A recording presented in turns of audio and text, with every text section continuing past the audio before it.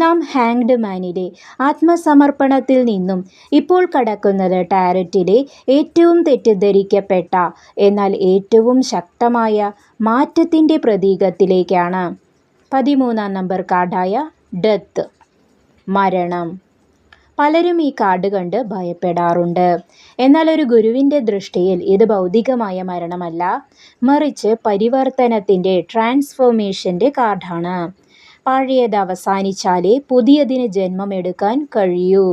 1. ചിത്രത്തിലെ പ്രതീകങ്ങളും അവയുടെ അർത്ഥവും. അസ്ഥികൂടമായ കുതിരക്കാരൻ. കറുത്ത കവചമണിഞ്ഞ അസ്ഥികൂടം മരണത്തേക്കാൾ ഉപരിയായി മാറ്റമില്ലാത്ത സത്യത്തെ സൂചിപ്പിക്കുന്നു. കവചം കാണിക്കുന്നത് ഈ മാറ്റത്തെ തടയാൻ ആർക്കും കഴിയില്ല എന്നാണ്. വെളുത്ത കുതിര. കുതിരയുടെ വെള്ള നിറം ശുദ്ധിയെയും ആത്മീയമായ ഉണർവിനെയും സൂചിപ്പിക്കുന്നു. മാറ്റം എന്നത് നാശമല്ല, മറിച്ച് ആത്മാവിൻ്റെ ശുദ്ധീകരണമാണ്. വീണുപോയ രാജാവ്. കുതിരയുടെ കാൽക്കൽ ഒരു രാജാവ് വീണ് കിടക്കുന്നു. ഇത് കാണിക്കുന്നത് ലൗകികമായ അധികാരത്തിനോ പണത്തിനോ ഈ പ്രപഞ്ച നിയമത്തിന് മുന്നിൽ സ്ഥാനമില്ല എന്നാണ്. മാറ്റം എല്ലാവർക്കും ഒരുപോലെയാണ്. അപേക്ഷിക്കുന്ന പുരോഹിതനും കുട്ടികളും. പുരോഹിതൻ മാറ്റത്തെ സ്വീകരിക്കാൻ തയ്യാറെടുക്കുന്നു, കുട്ടികൾ നിഷ്കളങ്കതയോടെ അതിനെ നോക്കുന്നു. മാറ്റത്തെ ഭയപ്പെടാതെ വിനയത്തോടെ സ്വീകരിക്കണം എന്ന പാഠമാണിത്. കറുത്ത കൊടി. കൊടിയിലെ വെള്ള നിറത്തിലുള്ള 5 ഇതളുകളുള്ള റോസാപ്പൂവ്, മിസ്റ്റിക് റോസ്, ജീവിതത്തിൻ്റെ ചക്രത്തെയും ശുദ്ധിയെയും സൂചിപ്പിക്കുന്നു. ഉദിക്കുന്ന സൂര്യൻ. പശ്ചാത്തലത്തിൽ 2 തൂണുകൾക്കിടയിലൂടെ സൂര്യൻ ഉദിക്കുന്നത് കാണാം. ഇത് പുനർജന്മത്തിൻ്റെ, റീബർത്ത് പ്രതീകമാണ്. ഒരു രാത്രി അവസാനിക്കുമ്പോൾ പുതിയൊരു പ്രഭാതം ഉണ്ടാകുന്നു. 2. നിറങ്ങളുടെ രഹസ്യം. കറുപ്പ്, ബ്ലാക്ക്. അജ്ഞതയുടെയും വിനാശത്തിൻ്റെയും നിറമല്ല ഇവിടെ കറുപ്പ്, മറിച്ച് പുതിയ വിത്തുകൾ മുളയ്ക്കുന്ന ഫലഭൂയിഷ്ഠമായ മണ്ണിൻ്റെ, ഫെർട്ടൈൽ സോയിൽ പ്രതീകമാണ്. വെള്ള, വൈറ്റ്. കുതിരയുടെയും പൂവിൻ്റെയും വെള്ള നിറം പ്രകാശത്തെയും ആത്മീയമായ തെളിച്ചത്തെയും സൂചിപ്പിക്കുന്നു. 3. ഭൗതികവും ആത്മീയവുമായ വശങ്ങൾ. ഭൗതിക തലം. നിങ്ങളുടെ ജീവിതത്തിലെ ഒരു ഘട്ടം, അതായത് ജോലി, ബന്ധം അല്ലെങ്കിൽ ഒരു ശീലം അവസാനിക്കാൻ പോകുന്നു.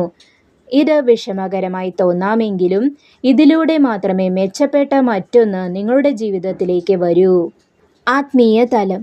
അഹങ്കാരത്തിൻ്റെ, അതായത് ഈഗോ ഡെത്ത്, അഹങ്കാരത്തിൻ്റെ മരണം. പഴയ ചിന്താഗതികളും മുൻവിധികളും ഉപേക്ഷിച്ച് പുതിയൊരു മനുഷ്യനായി ജനിക്കുന്ന ഘട്ടമാണിത്. 4. ഗുരുവിൻ്റെ ഉപദേശം. The Gurez wisdom. പ്രിയ ശിഷ്യ, ഡെത്ത് നിനക്ക് നൽകുന്ന വലിയ പാഠം വിട്ടു നൽകുക, ലെറ്റിംഗ് ഗോ എന്നതാണ്.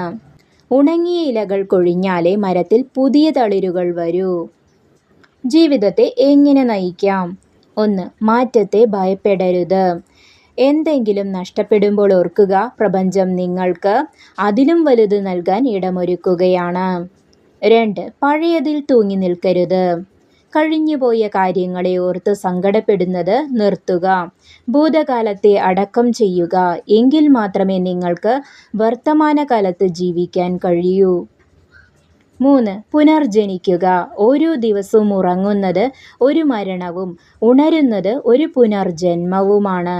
ഓരോ പ്രഭാതത്തിലും പുതിയൊരു മനുഷ്യനായി സ്വയം വളരാൻ ശ്രമിക്കുക. സൂക്ഷ്മമായ ഒരു രഹസ്യം കൂടി. ചിത്രത്തിലെ നദി, റിവർ സ്റ്റിക്സ്, ജീവിതത്തിൻ്റെ ഒഴുക്കിനെ സൂചിപ്പിക്കുന്നു. നദിയിലെ തോണി കാണിക്കുന്നത് ആത്മാവ് ഒരു തീരത്ത് നിന്ന് മറ്റൊരു തീരത്തേക്ക് യാത്ര ചെയ്യുകയാണ് എന്നാണ്. അന്ത്യം എന്നത് മറ്റൊരു തുടക്കം മാത്രമാണ് എന്നതാണ് ഈ കാർഡിൻ്റെ നിഗൂഢ സത്യം. അടുത്തതായി സന്തുലിതാവസ്ഥയുടെയും മിതത്വത്തിൻ്റെയും ആത്മീയ രസതന്ത്രത്തിൻ്റെയും ആൽക്കമി പ്രതീകമായ ടെമ്പറൻസ് 14-ാം നമ്പർ കാർഡിലേക്ക് നമുക്ക് കടക്കാം. അവിടെയാണ് നാം വിരുദ്ധ ധ്രുവങ്ങളെ സമന്വയിപ്പിക്കാൻ പഠിക്കുന്നത്.